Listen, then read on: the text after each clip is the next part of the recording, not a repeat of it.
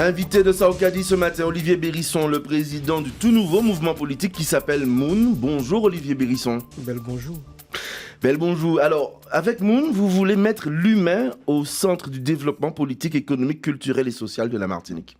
Exactement. Et ça éviterait bien des problèmes que nous avons à gérer aujourd'hui. Est-ce que chaque fois que nous prenons une décision, la personne humaine est respectée?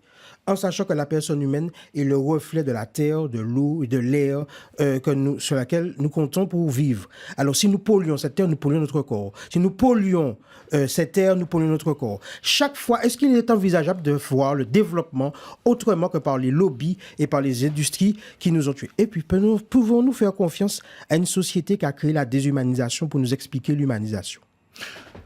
C'est un vaste programme, c'est ce qui appelle un changement de mentalité, un changement de société. Moon est un mouvement utopiste? Alors, il paraît qu'il faut une utopie refondatrice pour vivre, mais non, pas du tout, puisque nous sommes dans le concret. Nous voyons qu'en n'ayant pas respecté la personne humaine, nous voyons les conséquences. Aujourd'hui, il y a un véritable génocide organisé en Martinique, et les jeunes le savent. Donc, ils partent, ils foutent le camp. Donc, nous avons une île qui est en train non seulement de vieillir et de se dépeupler. On sait qu'un pays qui se dépeuple est un pays qui va mourir. Qu'est-ce que nous voulons pour notre pays? Nous allons continuer à faire nos cancans. Nous allons descendre dans la rue pour des emplois aidés à 600 € et ne pas descendre dans la rue pour notre santé, ne pas se mobiliser pour notre santé. Que pensez-vous justement de ce silence assourdissant en ce moment des élus concernant le scandale du chlordécone? Je pense qu'ils sont chlordéconés. C'est-à-dire qu'à un moment donné, soit les nanoparticules ont déjà mangé leur cerveau, parce que je ne trouve pas d'excuses. Donc je me demande s'il n'y a pas un problème de santé publique chez nos élus. Alors moi qui viens des mondes, peut-être que j'ai été moins atteint, il n'y avait pas de banane. Mais non, simplement pour dire qu'il y a un problème. Aujourd'hui... Ils sont frileux. Mais bien sûr, puisqu'il y a aujourd'hui des accointances avec ces lobbies, il faut le dire, avec ces béquets, avec l'État, celui-là a sa fille, celui-là a son cousin, celui-là, etc., qui est embauché, celui-là, ses partenariats et ses financements. On voit par exemple pour Albioma, qui finance des clubs sportifs, etc., qui finance même des marches contre le cancer. Non, mais il crée le cancer puis il finance des marches. C'est exactement ça. On a McDonald's qui fait la même chose. Donc on a exactement un problème de cap et de légitimité. Et surtout... Vous ne reconnaissez pas la légitimité des élus? C'est pas moi. Regardez le taux d'abstention. Regardez le taux d'abstention. Il y a un problème. Aujourd'hui, là où on a levé, chaque Martinique a gardé ça, si moi pas mettre à travailler ces politiques-là, pas qu'à faire rien, bah moi. Ça veut dire qu'ils ne croient plus à ceux qui organisent la société pour eux. Donc aujourd'hui, il faut que vous virez par la règle. Et je vais vous dire quelque chose, je vais prendre le risque de dire quelque chose. Oui, il faut remettre de la spiritualité. Et après, on va me dire, est-ce que c'est une secte? Non. Aujourd'hui, les fêtes patronales sont organisées comment? Votre calendrier est organisé comment? Donc aujourd'hui, il y a bien... L'être humain a besoin de croire en quelque chose. En quoi croyons-nous? Savons-nous quelles sont nos origines? Pourquoi les Européens nous ont mis en esclavage? Parce que nous étions forts. Oui, mais une spiritualité en politique, c'est pas anodin non plus, ça ne se fait pas comme ça. Mais vous savez, c'est qu'il y a bien quelque chose derrière. Qu'est-ce qu'il y a derrière? Simplement le respect de la personne humaine. Et vous savez, a besoin de spiritualité pour ça? Mais bien sûr. Bien sûr, il faut comprendre que nous devons vivre en communion avec notre environnement. Comment vivre votre communion? Si vous savez que vous êtes un représentant de la mangrove, que vous êtes un représentant de la terre, que vous êtes un représentant de l'eau, que vous êtes un représentant de l'air, est-ce que vous savez que ce que vous faites à votre corps, c'est la même chose que vous faites à votre environnement? Manière qu'on fait et puis les autres, c'est manière qu'on fait et puis corps. Manière qu'on fait et puis corps, c'est manière qu'on fait et puis les restants. Moi, j'ai envie de vous dire qu'il y a aussi ce qu'on appelle la séparation des pouvoirs de l'État, entre l'État et le religieux. Et la justice, ça n'existe pas. On parle aussi de laïcité. Ça ne vous parle pas, ça, vous n'entendez pas ça? Mais écoutez-moi, expliquez-moi pourquoi le calendrier aujourd'hui de toutes les fêtes est basé sur la religion catholique, puisqu'il y a une séparation. Expliquez-moi pourquoi toutes les fêtes patronales de Martinique sont liées justement à un calendrier. Toutes les mères qui font une fête patronale vont à la messe qui est quoi, qui est pas quoi. Jouta. Expliquez-moi la séparation. Donc aujourd'hui, il faut remettre les choses... C'est une hypocrisie. Oui, il y a une hypocrisie. Même la séparation entre l'État et la justice, c'est une hypocrisie. Nous voyons qui nomme les juges, qui nomme le parquet.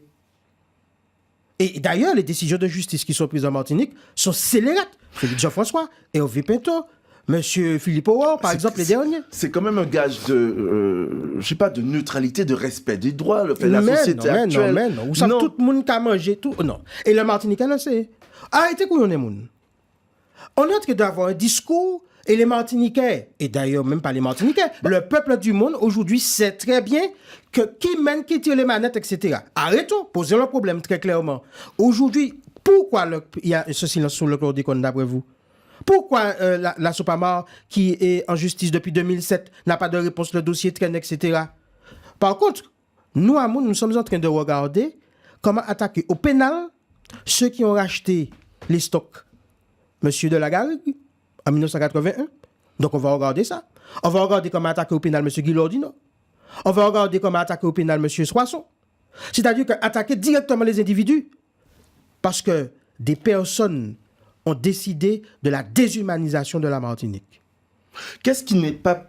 Vous avez été président de la Sopamar et vous avez démissionné. Qu'est-ce qui n'était pas possible hier avec la Sopamar qui serait possible avec Moun aujourd'hui? Parce que les décisions générales sont prises finalement par la politique.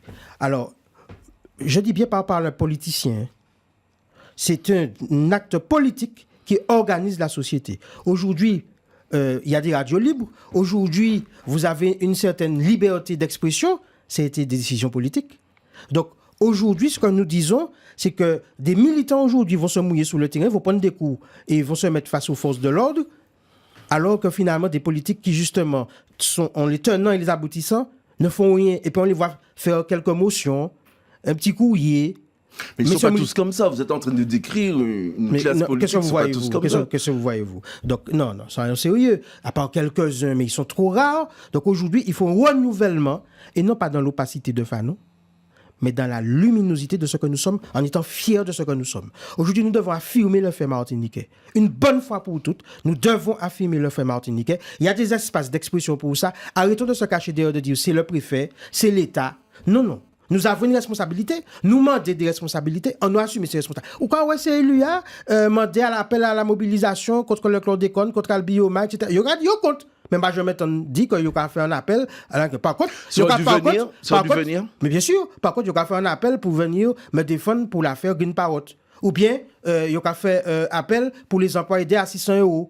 Par contre, il y avait 5 emplois durables au lecteur de Croix-Rivaille où on a fait venir 5 personnes venant de l'Hexagone, ne connaissant rien, remplacer des personnes martiniquaises. Lorsque vous envoyez vos enfants faire des études et puis qu'ils ne peuvent pas trouver de poste, ou bien lorsque vous embauchez à la tête du TCSP une personne ingénieure en agriculture, il y a un problème. Est-ce qu'on respecte la personne humaine? Est-ce qu'on respecte la personne qui a fait des études? Est-ce qu'on la place là où elle doit être placée? Au campus Caribé des Arts, par exemple.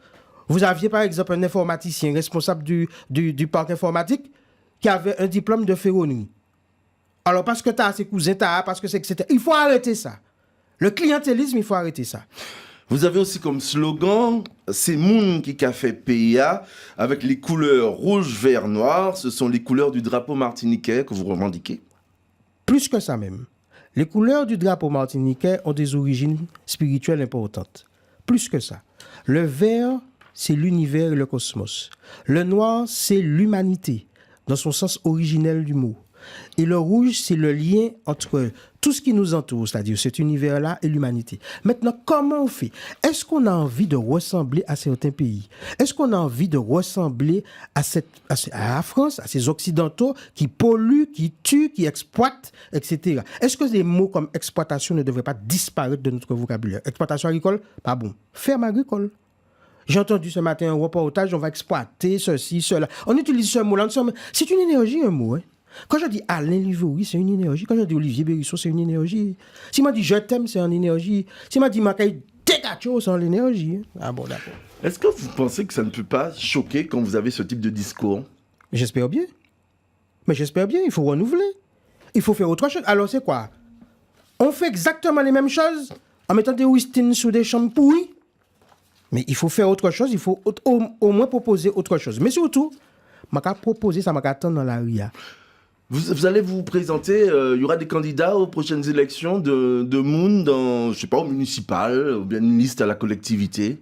Nous sommes en train de préparer des militants dans la cause martiniquaise et qui comprennent toute la philosophie. Donc, on verra si on sera présent lors des prochaines échéances. Tout ce il est clair que Moun, en tout cas, va faire entendre sa voix d'une manière ou d'une autre. Vous étiez proche quand même de Nous Pepla, de Marcelin Nadeau. Pourquoi ne pas rejoindre Nous Pepla? Je reste proche de Marcelin. Seulement, la démocratie participative à l'européenne me paraît être une illusion. Vous n'y croyez pas? Non. Pourtant, on dit que c'est le peuple, pour le peuple, gouverner avec le peuple et prendre des décisions.